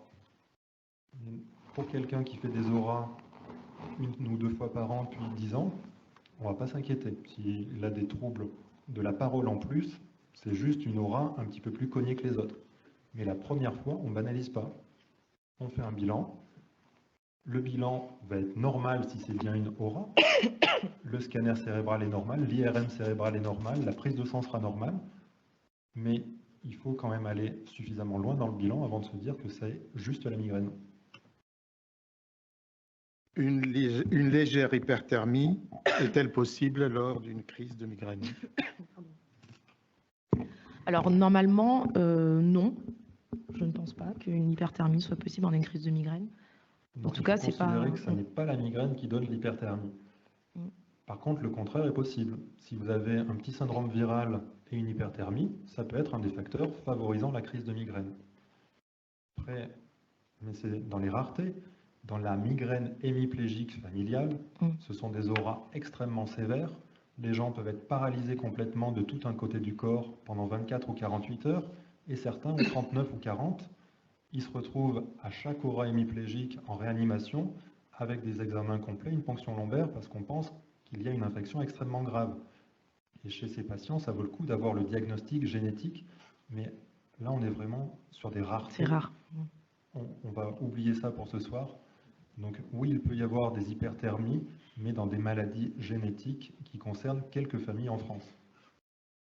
Une personne souffrant d'autisme de type Asperger est-elle à risque? Ce n'est pas un facteur de risque de développer une pathologie migraineuse. Je pense parce qu'elle fait penser à l'hypersensibilité. Je vais répondre de façon un tout petit peu différente. dans l'autisme, il y a une anxiété qui est importante. Et l'anxiété est un facteur favorisant des crises de migraine. Parmi les migraineux, l'anxiété est nettement plus fréquente. Et travailler sur la gestion du stress, sur la gestion de l'anxiété, ça fait partie des traitements de fond. Donc, une personne qui a un autisme type Asperger peut être très sensible à toutes les stimulations environnantes, avoir une anxiété importante et peut tout à fait avoir des migraines fréquentes favorisées par ce terrain-là. Quelles zones du cerveau sont impliquées dans la migraine? Question très intéressante. Et que peut-on en déduire? Du coup, la migraine, donc on dit que le cerveau du migraineux dysfonctionne. Et qu'est-ce qui dysfonctionne? On dit que c'est le système trigémino-vasculaire qui dysfonctionne, donc nerfs, vaisseaux. Il y a une libération de substances inflammatoires à ce niveau-là, et notamment le CGRP. C'est pour ça que les anticorps anti-CGRP ont été développés. Et le CGRP, c'est le plus puissant vasodilatateur de l'organisme. Et qu'est-ce qui se passe pendant une crise de migraine? C'est des vaisseaux qui se dilatent, c'est de l'inflammation qui se crée au niveau de ce système-là, et c'est ça qui donne la douleur. Plus les vaisseaux sont dilatés, plus ils deviennent poreux, ils sont plus imperméables, et il y a des substances inflammatoires qui vont passer à travers les vaisseaux, qui vont sensibiliser les neurones, et c'est un cercle vicieux. Plus les neurones sont sensibilisés, plus les vaisseaux se dilatent, et plus les vaisseaux se dilatent, plus ils sensibilisent les neurones. Ça, c'est ce qui se passe une fois la crise déclenchée. Mais le début de la crise, qu'est-ce qui la déclenche au départ? Qu'est-ce qu'on voit sur les IRM avant la douleur? Ce n'est pas cette vasodilatation, ce n'est pas l'excitation du système trigémino-vasculaire, c'est l'excitation au niveau de l'hypothalamus. C'est une partie profonde du cerveau, au centre du cerveau, qui est notre horloge interne, qui intègre plein d'informations de l'environnement, plein d'informations liées au rythme et à l'environnement, oui. Donc, la première chose qui dysfonctionne, c'est plutôt au niveau hypothalamique, et après, tout va s'activer au niveau du système entre la sensibilité de la tête et les vaisseaux à l'intérieur de la tête. On n'a pas encore toutes les clés pour savoir pourquoi ça dérape au départ. Avec les anticorps anti-CGRP, doit-on continuer les traitements de crise? Oui, les anticorps anti-CGRP, c'est un traitement de fond. Donc le traitement de fond, c'est pour diminuer la fréquence des crises, diminuer l'intensité des douleurs lors des crises et diminuer la durée des crises. Mais bien sûr que si vous avez une crise, il faut prendre votre traitement de crise. Traitement de crise, c'est pour tous les migraineux. Et traitement de fond, c'est pour les migraineux qui ont des crises très fréquentes, très invalidantes. Donc les anti-CGRP sont compatibles avec les traitements de crise dont on vous a parlé tout à l'heure. Il n'y a aucun souci. Une céphalée de tension peut-elle être un signe avant-coureur d'une migraine? Alors, non, ce sont deux choses vraiment distinctes, mais chez un patient donné, il peut y avoir des céphalées de tension certains jours et des migraines d'autres jours. Donc, on a le droit de cumuler.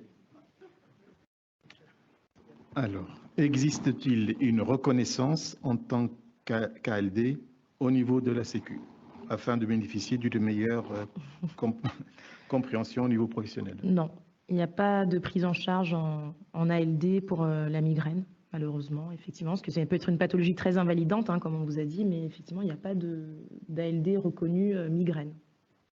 Il n'y a pas d'ALD et il n'y a pas de grande reconnaissance non plus quand on fait un dossier pour chercher à aménager des heures de travail, un poste de travail.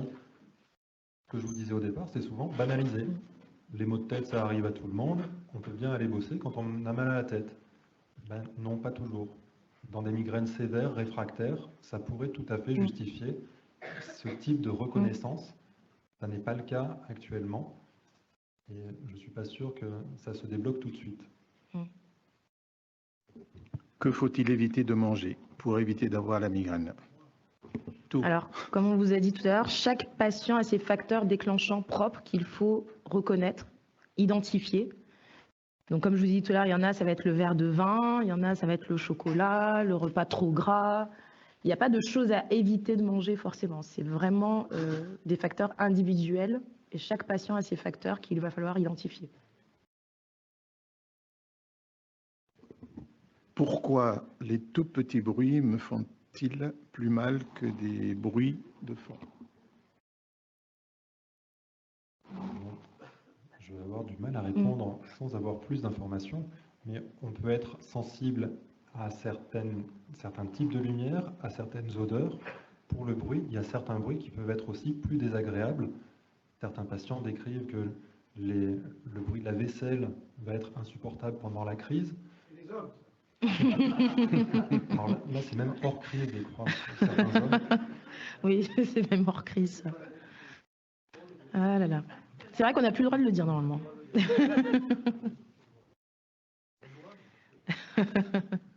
Alors, les auras avec ou sans maux de tête sont-elles classées en migraine? Alors, effectivement, du coup, les auras avec maux de tête. Pardon, excusez-moi, oui, je ne parle pas dans le micro. Effectivement, il peut y avoir des auras sans céphalée derrière, effectivement, ça existe, des auras, mais ça fait partie de la pathologie migraineuse. Et chez un même patient, il peut y avoir des auras avec céphalée migraineuse derrière et des auras sans céphalée migraineuse derrière. Et les deux peuvent coexister chez un même patient. Alors, je ne comprends pas bien la question, mais je vais la poser. Est-ce qu'une crise ou un choc peut entraîner la migraine?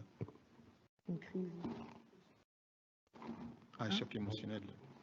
Tous les stress pour l'organisme, un stress psychologique, un choc psychologique peut être un facteur favorisant. Donc oui, tout à fait.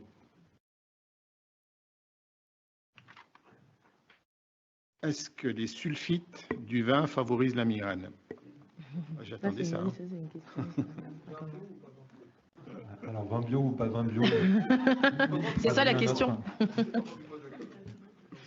Eh ben, on n'a pas beaucoup de données. Il y a plusieurs études qui ont été faites sur quel vin va déclencher plus de crises, et c'est variable selon les pays. En France, c'est plutôt le vin blanc qui ressort comme déclenchant les crises. Dans les études anglo-saxonnes, c'est plutôt le vin rouge qui ressort. Et la quantité de sulfite, oui, c'est mis en avant dans certains cas, mais on n'en est pas sûr. Donc là encore, c'est très personnel. Prenez le vin qui va bien. Le rosé, j'ai pas vu d'études, mais je suis pas sûr que ça règle tout le problème. Non, mais après, il y a un traitement de fond qui est bien démontré, c'est le vin auvergnat, qui est très efficace. Avec modération. Alors, les écrans sont-ils des facteurs favorisants? Alors, les écrans, comme on vous a dit, c'est plutôt une fatigue visuelle. Donc, comme on vous a dit, les fatigues peuvent déclencher effectivement les crises de migraine. À partir du moment où vous êtes beaucoup sur écran, effectivement, ça peut favoriser le déclenchement des crises de migraine, mais lié à une fatigue visuelle. Et ce qu'il faut surtout faire à ce moment-là, c'est quand même consulter un ophtalmo pour être sûr qu'il n'y ait pas de trouble visuel, de trouble de la réfraction, on dit, donc une myopie, une presbytie, qu'il faille corriger pour améliorer justement cette fatigue visuelle et éviter le déclenchement ou la survenue fréquente de crise. Les vomissements permettent d'aller mieux, plus vite. L'antiemétique aide-t-il? Alors, certains patients terminent leur crise par des vomissements. Ils ont l'impression que c'est le vomissement qui fait du bien. C'est pas aussi évident que ça. Si on arrive à casser la crise précocement et à éviter les vomissements, on peut être bien plus confortable que d'attendre que tout ressorte. Et ça peut être simplement un signe de fin de crise plus que la raison du soulagement. Est-ce qu'il y a d'autres galéniques autres que Perros pour les ANS? Oui, du coup. En ville. En ville, effectivement. Les anti-inflammatoires existent en suppositoire. Ouais. Donc c'est pas toujours le premier choix au niveau traitement, mais c'est quand même très pratique dans les crises pendant lesquelles il y a des vomissements. On est sûr que ça va passer dans le sang. Pour les antinausées, ça existe également en suppositoire, et pour les triptans, ça existe en spray nasal ou en injection. Les injections ne sont pas prises en charge par la Sécu, mais s'il y a une crise hyper sévère de temps en temps, ça peut valoir le coup d'avoir un triptan injectable à utiliser de façon très ponctuelle pour des crises majeures. Y a-t-il un risque de dépendance ou d'accoutumance avec les triptans? Et à partir de combien? C'est une très bonne question, effectivement, on n'en a pas parlé tout à l'heure, mais les traitements de crise, il faut bien respecter la dose prescrite par votre médecin traitant ou par votre médecin spécialiste. Effectivement, il y a un nombre de prises à ne pas dépasser par mois, parce qu'après, il y a ce qu'on appelle un risque de céphalée par abus médicamenteux, donc ça fait partie des autres types de céphalée, de maux de tête dont je vous ai parlé, qui est très difficile à traiter après. Donc pour les triptans, effectivement, il ne faut pas dépasser 8 jours de prise par mois, normalement. Prendre des traitements de crise trop souvent, ça peut induire d'autres maux de tête et entretenir un fond douloureux, donc cette céphalée par abus de médicaments. Et on fixe en général cette limite à 8, parce qu'on sait très clairement qu'au-delà de 8 ou 10 jours de prise par mois, on augmente le risque de ces crises, de ces deuxième type de céphalée. Il ne faut pas non plus être rigide avec cette limite de 8, c'est 8 en moyenne. S'il y a un mauvais mois où il en faut 10, on en prend 10, parce qu'il y aura de meilleurs mois où il n'en faudra que 6. Mais si tous les mois on est au-delà de 8, ça vaut le coup d'essayer d'optimiser le traitement de fond pour avoir moins de crises. Alors, on va rester dans la pharmaco. Quels sont les effets secondaires des nouveaux traitements, en particulier les anticorps anti-CGRP? Pour ces anticorps, ils sont remarquablement bien tolérés. Il y a un effet indésirable, c'est une piqûre. Donc on sent la piqûre et on peut avoir un petit hématome au niveau de la piqûre ou une petite rougeur. Ça dure 48 heures, ça n'empêche pas les patients de poursuivre le traitement. Avec une des 3 marques, il y a des cas de constipation qui ont été décrits. Mais là encore, en général, pas une constipation sévère et pas quelque chose qui va empêcher la poursuite du traitement. À part ça, c'est remarquablement bien toléré. Par exemple, dans les études qui ont permis le développement de ces anticorps, il y a eu moins de 2% des patients qui ont arrêté le traitement à cause des effets indésirables. Donc c'est un chiffre assez remarquable qu'on n'a pas sur les études avec les autres traitements, les anciens traitements, comme on vous a dit. Les effets indésirables sont beaucoup plus fréquents avec ces traitements-là. Dans toutes les études, pour montrer que le médicament marche, il y a un groupe placebo. Ils utilisaient le même type de stylo-injecteur, mais ils s'injectaient de l'eau salée. La fréquence des effets indésirables, la rougeur, les hématomes, c'était la même avec l'eau salée ou avec le traitement. Donc, vraiment, en tolérance, ce n'est pas le problème pour ces anticorps. Alors, il y a quelques contre-indications quand même. C'est des traitements qui vont empêcher la dilatation des vaisseaux. Si les vaisseaux sont déjà encrassés, si on a déjà fait un infarctus du myocarde, un AVC, il est interdit d'utiliser ces traitements. Donc, il faut respecter ces contre-indications, mais pour les patients qui ont le droit d'utiliser ces traitements, c'est efficace et bien toléré. Peut-on utiliser l'amitriptyline chez les ados de 14 ans? Alors, ça nous arrive d'utiliser effectivement l'amitriptyline en traitement de fond chez les enfants. Et c'est d'ailleurs le traitement de fond qu'on utilise le plus fréquemment à cet âge-là. Mais voilà, on commence par des petites doses, mais c'est un traitement de fond qu'on utilise chez l'enfant, oui. Alors, le Nerivio, est-ce comme du TENS? Alors, est-ce que le Nerivio, c'est comme du TENS? Non. Dans la TENS, la stimulation électrique dont je vous parlais pour les nerfs du front, le but, c'est d'envoyer plein d'informations non douloureuses au cerveau pour bloquer le message de la douleur. Quand on se fait mal et qu'on se met à frotter, c'est le même principe. On va chercher à noyer le message douloureux avec beaucoup d'informations non douloureuses. Ça, c'est ce qu'on fait avec le TENS. Avec le Nerivio, c'est une stimulation très intense pour arriver à déclencher un système de contrôle de la douleur. Donc le principe n'est pas le même. Ça ne fait pas mal d'utiliser le Nerivio, mais on le sent de façon intense. Donc on utilise 2 voies neuronales assez différentes. Après, pourquoi n'avez-vous pas parlé des opiacés? Alors, les opiacés, c'est un traitement qu'on n'utilise pas du tout dans la crise de migraine. Et justement, parce que ça peut induire, pas une accoutumance, une dépendance. Et justement, après, induire des céphalées par abus médicamenteux. C'est un traitement qu'on n'utilise pas du tout dans la crise de migraine. Le tramadol, la codéine, c'est ces traitements dérivés de la morphine qui peuvent marcher très bien sur certaines crises de migraine. Et il y a des migraineux qui sont très contents de prendre leur association avec ces dérivés opioïdes. Mais ça entraîne beaucoup plus de chronicisation de la migraine. Donc, quand on prend au début 2 ou 3 fois par mois, 2 ans plus tard, on risque d'être à 8, et 2-3 ans plus tard encore, on sera en migraine chronique avec une céphalée par abus médicamenteux. Ça a un sur-risque de développer des céphalées quotidiennes bien supérieures à tous les autres traitements. Donc même si ponctuellement certains peuvent être soulagés par ce genre de médicaments, on ne les utilise jamais et il faut les éviter au maximum. Il vaut mieux optimiser avec un anti-inflammatoire et un triptan plutôt qu'utiliser ces dérivés morphiniques. Alors, je crois que c'est une relance d'une question. Pour des crises apparaissant systématiquement dans la nuit, faut-il prendre le triptan le soir avant de se coucher, même si on n'en a que les prodromes, le soir en se couchant?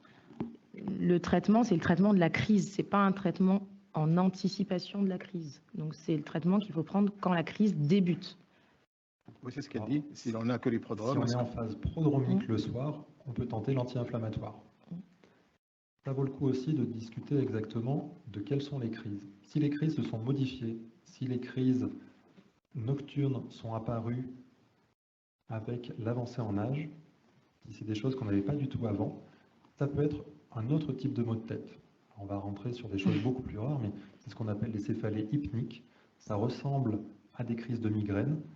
Ça se déclenche électivement la nuit, ou ça peut se déclencher pendant une sieste. C'est le sommeil qui va vraiment les induire. Et prendre un café avant d'aller se coucher peut régler ces crises.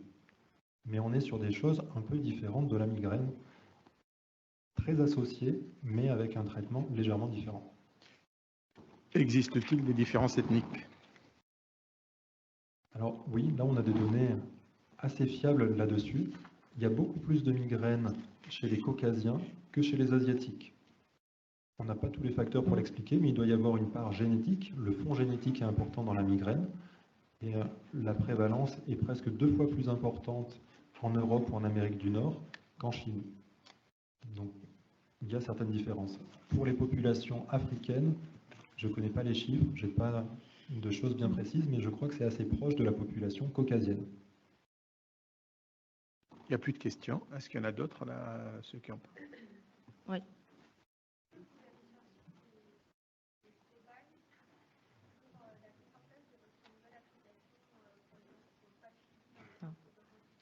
Alors Alice, la question est pour toi. Est-ce que tu cherches des cobayes?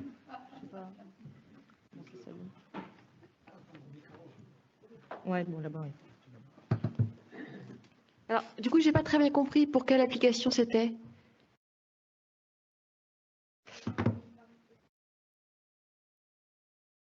Alors, c'est l'application Apésia. Donc, pour les patients qui sont suivis dans les centres de la douleur qui participent, les 21 centres de la douleur qui participent au programme IDOL, là, il y a actuellement des recrutements de patients. Donc, notamment, si vous êtes suivi au CHU de Clermont-Ferrand, au centre de la douleur, vous pourrez participer à cette étude. On a 20 autres centres qui participent également. Donc, ça, c'est pour le projet IDOL, et c'est en ce moment même. Pour le projet Apésia, l'application n'est pas encore développée. On commence le développement maintenant et dans 1 an, elle sera finalisée et donc on va lancer une expérimentation. Et à ce moment-là, les patients qui souhaitent participer à l'expérimentation pourront accéder à l'outil. Donc, si ça vous intéresse, vous pouvez aussi envoyer un message à l'Institut sur l'adresse contact, l'Institut Analgesia, et puis on gardera vos coordonnées et on vous recontactera si vous le souhaitez lorsque l'expérimentation débutera. Alors, peut-on traiter une migraine avec de la chaleur? Que ce soit le chaud ou le froid, certains patients les utilisent. Ça peut être quelque chose qui va soulager en partie. Je ne dirais pas que ça traite la douleur, mais c'est un élément en plus qui va pouvoir soulager un peu. Pour la chaleur, ça a un effet mieux relaxant, ça va détendre les muscles et ça peut éviter les douleurs musculaires qui sont associées à la migraine. Quand on a mal à la tête, on a tendance à rentrer la tête dans les épaules, à serrer les dents, et on va rajouter des douleurs musculaires à la douleur de départ. Donc, pensez à relâcher et utiliser du chaud, pourquoi pas, pour aider à relâcher. Ça peut être une bonne chose, mais ça n'est pas réellement le traitement. Ça va être un traitement des facteurs associés et des facteurs aggravants de la douleur de la migraine. Dernière question. Jusqu'à combien de molécules pharmacologiques peut-on associer? Alors, généralement, pour les traitements de fond, pour les traitements de crise, effectivement, on peut associer les anti-inflammatoires, les triptans, le paracétamol, les antiémétiques. Pour les traitements de fond, généralement, on essaie d'utiliser une seule molécule. C'est très rare qu'on utilise 2 molécules. Et généralement, quand on fait ça, c'est pour limiter les effets indésirables de la première molécule, parce que généralement, on commence par la dose la plus faible et on augmente progressivement les doses. Et en augmentant les doses, des effets indésirables peuvent apparaître. Et donc, généralement, on peut des fois en associer une 2e molécule pour ne pas augmenter la dose du premier médicament et limiter au maximum les effets indésirables. Mais c'est très rare. Hein. Il y a un intérêt à associer 2 médicaments que si le premier fait déjà une partie du travail. Déjà. Si le premier ne sert à rien, on l'arrête et on passe à un 2e. Mais s'il a permis de réduire les crises de 30%, c'est peut-être déjà pas mal. On peut garder ce premier et éventuellement associer un deuxième. Mais ça, la plupart des médecins généralistes n'aiment pas trop le faire et ils ont raison. C'est du ressort plutôt du spécialiste quand on veut associer des traitements de fond. Donc, Oui.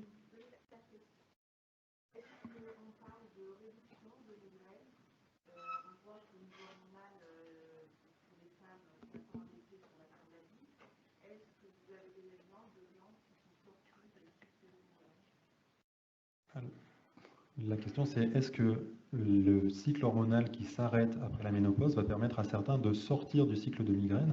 Et la réponse est clairement oui. Chez certaines femmes, c'est extrêmement lié au cycle et certaines femmes sont soulagées totalement après leur ménopause. Mais pas toutes, non. Donc, pour conclure, on vous remercie pour toutes ces questions. Et je vais conclure par faire un peu de pub. Donc, il faut que vous sachiez qu'à Clermont-Ferrand, on a le plus gros laboratoire français qui s'intéresse à la migraine. Alors, on n'a pas trouvé beaucoup de médicaments, mais on a pas mal de pistes d'intérêt. Et donc, du coup, voilà, c'est la fierté de notre région, puisqu'on fait partie des pôles nationaux et internationaux dans la recherche de la douleur, et plus particulièrement dans la migraine. Voilà, comme ça, c'est notre fierté auvergnat. Et donc, je vous remercie pour votre présence. Je vais passer la parole à Alain qui va conclure. Non, mais moi, je vais conclure après ce cocorico auvergnat en vous remerciant tous d'être présents, ceux qui sont ici et ceux qui nous ont écoutés jusqu'au bout et qui ont retardé leur repas au risque d'avoir un déclenchement de migraine. Donc, merci à tous et à l'année prochaine pour une autre session.